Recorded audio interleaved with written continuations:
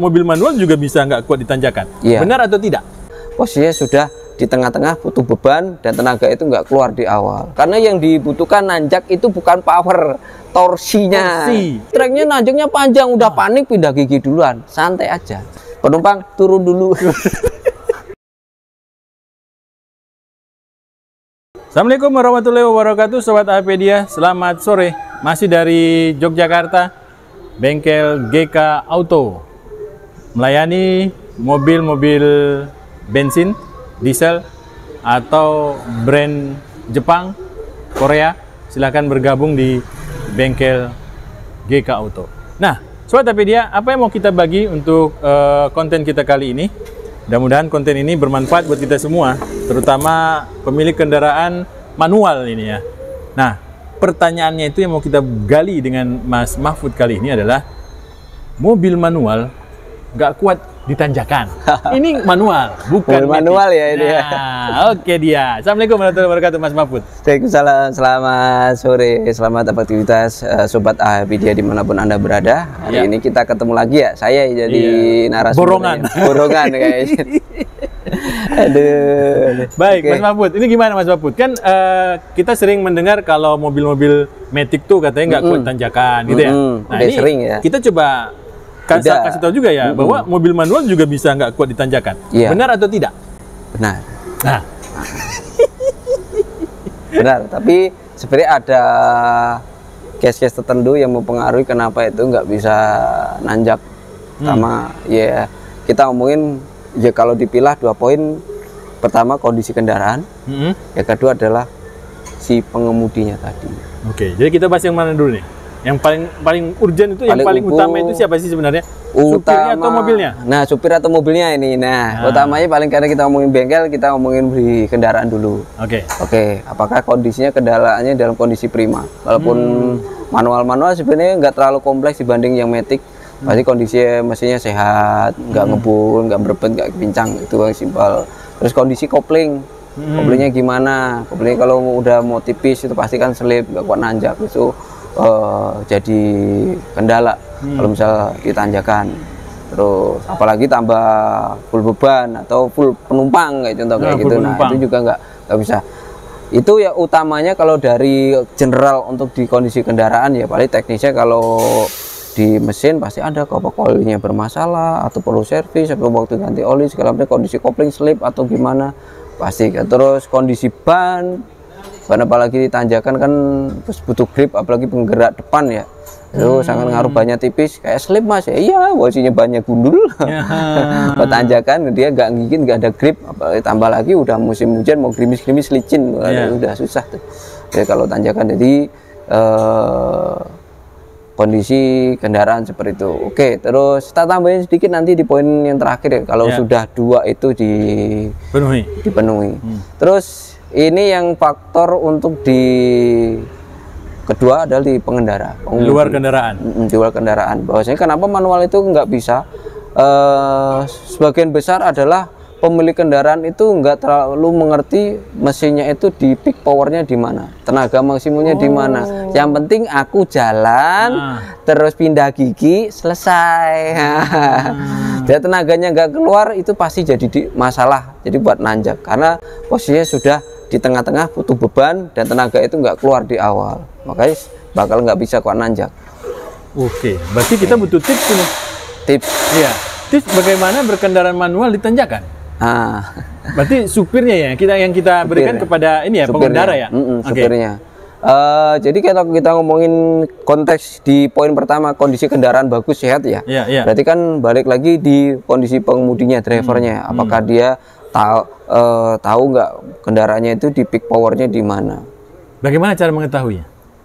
Peak power itu bisa tahu paling simpel gini sih, kalau dari pengalamanku adalah waktu mau agak nanjak, mungkin dari itu kalau kesimpulan peak power itu nggak bisa dari satu kali itu langsung tahu ya untuk pemula ya, kecuali sudah berpengalaman. Satu kali jalan test drive jalan udah tahu peak powernya sekian. Jadi kalau tenaga itu biasanya kita umum itu di antara sekitar 2.500 sampai 3.000-an. RPM itu peak powernya rata-rata di situ. Kita ngomongin dari spek kendaraan, saya ngomongin general aja. Nah, yang sering dilupakan bahwasanya mau naik lebih dari RPM begitu, takut mesinnya jebol. Oke, berarti dia agak maksa berarti ya, kalau dia lebih dari segitu? Takutnya takut mau jebol mas. Aku makanya cuma pelan aja. Padahal butuhnya ditanjakan, butuh tenaga. Peak powernya nggak dapet, pasti nggak kuat nanjak. Gitu. Jadi saya sering amati di consulting kenapa itu yang menyebabkan nggak bisa nanjak, karena pertama peak power itu nggak tahu, dan karena kebiasaan habitnya cuma pakai dalam kota, jalan datar, belum pernah medan ditanjakan, nggak pernah tahu peak powernya juga. Jadi dia ambilnya kayak pemakaian di jalan datar, jadi udah sampai tengah udah panik duluan, udah ngeblank tuh, udah handrem mentak, gua panik. Nah situ di masalah di sana. Nah kalau sudah kita tahu nih apa namanya powernya itu, powernya 2500 2000 ke 2500 ya, 2500 sampai 3000-an, 2000 sampai 3000-an. Nah misalnya itu. Jadi apa yang dilakukan saat menanjak tadi? Jadi jangan terlalu buru-buru untuk pindah gigi. Jadi contoh biasanya peak powernya misal di RPM segitu, lah itu kalau ke setiap kendaraannya biasanya kalau udah di gigi 3 itu berat. Kalau manual ya. Jadi kalau antara 1212 mainnya, tipsnya. Kalau tanjakan curam ya? 1212. Kan biasanya RPM-nya akan tinggi tuh. Akan tinggi. Itu tadi, kekhawatiran tadi. Karena takut mesinnya itu takut jebol di atas 3000 segala macam, makanya kadang terus ditambah. Ketiga. Iya, tenaganya jadi dol. Nah, gitu. Jadi balik lagi kalau ngerti peak powernya terus mesinnya bisa RPM tinggi, lebih enak tuh malah. Nah, kalau yang untuk mengetahui mesinnya itu bisa RPM tinggi bagaimana? Jadi sebenarnya kalau untuk keseharian ya pernah nyoba mobil itu dibawa kenceng. Oke. Ada ngisi tenaganya gimana? Kan kalau di tulisan spek kendaraan kan ada tuh ya. Tenaga dari 2500 nah, RPM itu lebih enak. Sampai ke 6000 kan ada yang kayak gitu ya? Ada. Biasanya ada power torsinya di sekian, misal contoh Livina torsinya di 105 Newton per meter di RPM sekian. Nah, itu enak. Ditanjakan berarti nanti jenengan ditahan di RPM itu, torsinya pasti torsi maksimal, karena yang dibutuhkan nanjak itu bukan power, torsinya.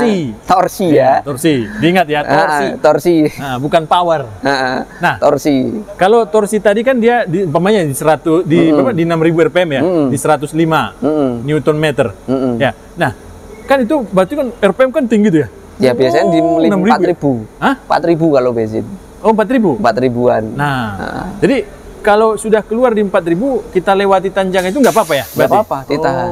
Tapi kan biasanya udah langsung buru-buru panik. Mesin saya ibaratnya ngaung gitu. Ngaung, tapi treknya nanjaknya panjang, udah panik pindah gigi duluan. Santai aja.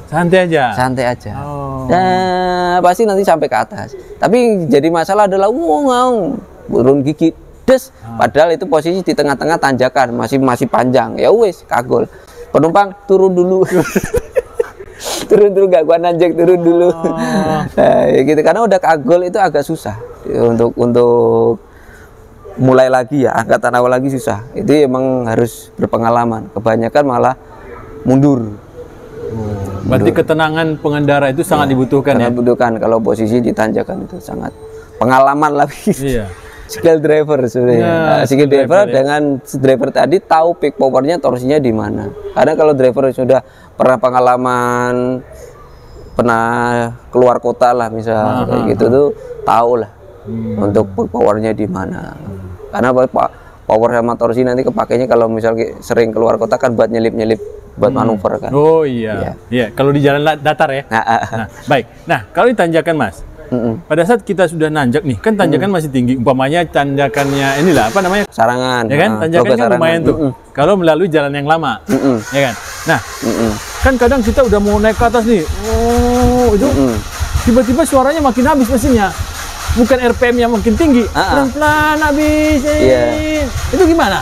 Ya mau nggak mau nanti itu, kalau saran saya kalau udah seperti itu tetap dijaga di power RPM-nya tadi, torsi mesinnya. Misal torsinya keluar di 4000, misal udah turun seret, biasanya mau nggak mau di gigi 1 pindah gigi ya? Pindah gigi, segera diturunin, jangan sampai turun banget. Nah, turun banget nanti angkatannya terlalu berat. Terlalu berat, harus dijaga gitu. Biasanya kalau gigi satu masih bisa ditahan tuh, 4.000 walaupun gerung masih bisa. Tapi jangan sekali-kali kayak gitu langsung kopling ya. Kopling karena panik tahu gerung, main kopling pasti koplingnya habis gosong duluan. Nanti kalau main kopling, karena paling rentan di situ adalah kopling nanti. Kopling dipakai cuman waktu pindah gigi aja, jangan selalu sering dimainkan kalau di tanjakan, kecuali pas angkatan. Banyak kan paniknya di sana, udah gitu sering main kopling, takut BRP-nya gak terlalu gede, ambil nafas lah mesinnya. Tapi koplingnya ya habis duluan, karena dia ngangkat beban itu pasti slip duluan dengan RPM segitu besar 4.000, pasti aus koplingnya dulu yang jebol. Ya? Baik. Nah, oke. Ini pengalaman yang bisa beda dengan kawan-kawan lain ya? Iya. Ya, silahkan di komentar di bawah. Iya, punya pengalaman ya. Coba tahu ada ya skill drivernya lu udah dewa. Nah, itu bisa di-share tips-tipsnya. Apalagi bisa sambil ngedrift di tanjakan, bisa monggo di-share tekniknya gimana biar bisa kayak itu buat teman-teman sahabat AHPedia bisa tambah ilmu ya. Oke. Baik. Nah, Mas, kalau kita kembali sedikit ke performa kendaraan. Yang paling utama dari performa kendaraan itu saat nanjak itu apa? Mesin atau transmisi? Kalau mesin. Transmisi? Mesin. Oh, mesin? Kalau transmisi dia masuknya ada lagi rasio.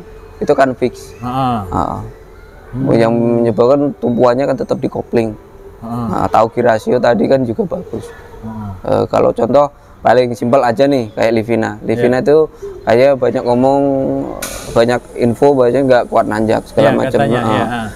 Di pertama emang girasionya dia kecil. Oh, girasio kecil ya? Kecil karena enak buat di jalan kencang lurus, tanjakan kecepatannya dapat. Ya? Tapi untuk di torsi tanjakan dia kurang. Salah satunya tadi ya harus tahu untuk peak power torsinya tadi. Livina kan bisa di 5.000-an ya kayak untuk di RPM RP-nya. Jadi peak powernya misal di 4.000 4.500 ya wes ditahan itu aja, nggak apa-apa. Karena dia speknya emang RPM-nya bisa lumayan tinggi untuk di mesinnya. Oh, berarti kita juga harus membaca spek kendaraan ya? Iya. Ya itulah tadi pengalaman dari untuk si driver tadi pengaruh.